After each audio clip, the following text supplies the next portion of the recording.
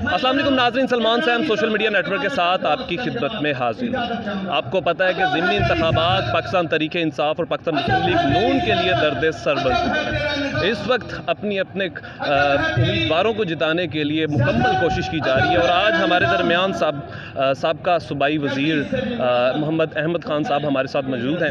ان سے گفتگو کرتے ہیں اور پوچھتے ہیں، اور جو الزامات اس وقت موجودہ اپوزیشن کی طرف سے لگائے جا رہے ہیں کہ حکومتی مشینری بھی استعمال کی جا رہی ہے اور ایسے بہت ساری اور بھی افواہیں اس وقت جو گردش ہے، یہ تمام سوالات کا جواب ہم انہی سے لیتے ہیں۔ السلام علیکم سر۔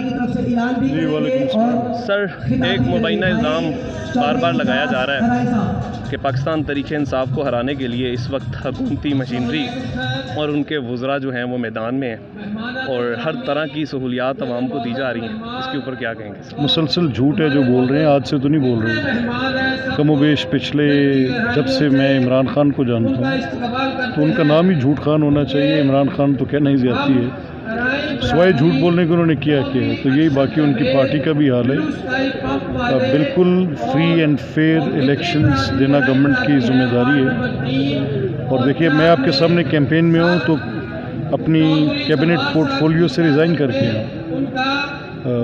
کوئی ہم نے مس یوز نہیں کیا اتھارٹی کی پوزیشن کو، اور یہ بالکل بے بنیاد بات کر رہے ہیں۔ ان کو اپنی شکست واضح نظر آ رہی ہے۔ اب وہ ڈھونڈ رہے ہیں کہ اپنا الزام کس پہ داغیں۔ کبھی الیکشن کمیشن کی طرف جاتے ہیں، کبھی وہ کوئی اداروں کا نام لیتے ہیں، کبھی حکومت کا نام لیتے ہیں۔ ان کو واضح طور پہ نظر آ رہا ہے کہ کم و بیش 80% نشستیں وہ ہار رہے ہیں، اور وہ اب صرف ایک رستہ ڈھونڈ رہے ہیں کہ الزام کہاں پہ دینا ہے، اور الزام کے سوا ان کی سیاست کا دار و مدار کسی چیز کا نہیں ہے۔ سر، کیا لگتا ہے میکسیمم پاکستان مسلم لیگ نون کتنی سیٹیں جیت جائے گی؟ دیکھیے، میرا ایک محتاط اندازہ ہے کہ اس وقت جو میں تو یہاں پر ہوں آج کے دن میں آپ کے ساتھ، ان 20 میں سے میرا خیال ہے کہ سیفلی 17 سیٹوں میں تو مسلم لیگ بڑی واضح آگے ہے۔ ایک دو جگہ پہ کوئی مقابلہ ہے، لیکن اس میں بھی کمپیریٹیو ایڈوانٹیج مسلم لیگ کا ہے، کیونکہ 4 سال ان لوگوں نے جو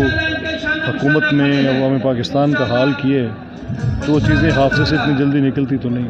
سر، آخری سوال، آپ کا سوشل میڈیا سیل اتنا کمزور کیوں ہے؟ دیکھیں، سوشل میڈیا بیسکلی ایک اگر ریئلٹی کو پریڈکٹ کر رہا ہو اور یا ریئلٹی کو دکھا رہا ہو تو پھر ٹھیک ہے، لیکن اگر کوئی ایک ایکسینچویٹڈ ورژن، یعنی ایک پیڈ ارینجمنٹ کے تحت ایک پروپیگیشنسٹ کے طور پہ کام کر رہا ہو، تو وہ ایک آلٹرنیٹ ٹروتھ کے سوا کچھ نہیں ہوتا، اس کا کوئی امپیکٹ نہیں ہوتا، زیرو امپیکٹ ہوتا ہے، کیونکہ وہ چیز جیسے کریٹ کی جاتی ہے ویسے ہی ڈائی ڈاؤن کرتی ہے۔ سو میرا یہ ماننا ہے کہ سوشل میڈیا اگر درست طریقے سے اس کا استعمال کیا جائے تو وہ ایک بہتر ٹول ہے، اور جیسے عمران خان اس کو یوز کر رہے ہیں تو وہ ان کے اپنے نقصان میں جائے گا۔ سر، ایک اور سوال یاد آ گیا کہ اگر سلمان نعیم صاحب جیت سکتے ہیں تو شاہ محمود قریشی صاحب کی سیاست ختم ہونے کے بارے میں سوشل میڈیا پہ بہت بات کی جا رہی ہے۔ ایسا دیکھ رہے ہیں کہ ان کی سیاست یہاں پہ دفن ہو رہی ہے؟ نہیں، میں یہ نہیں سمجھتا۔ میں یہ سمجھتا ہوں کہ سیاست میں فتح و شکست ہوتی رہتی ہے، لیکن یہ درست ہے کہ سلمان نعیم اس وقت right side of the history میں۔ بہت شکریہ، آپ نے ملک صاحب کی بات کو سنا۔ مزید اپڈیٹ کے ساتھ آپ کی خدمت میں حاضر ہوں گا۔ اپنا خیال رکھیے گا۔ خدا حافظ۔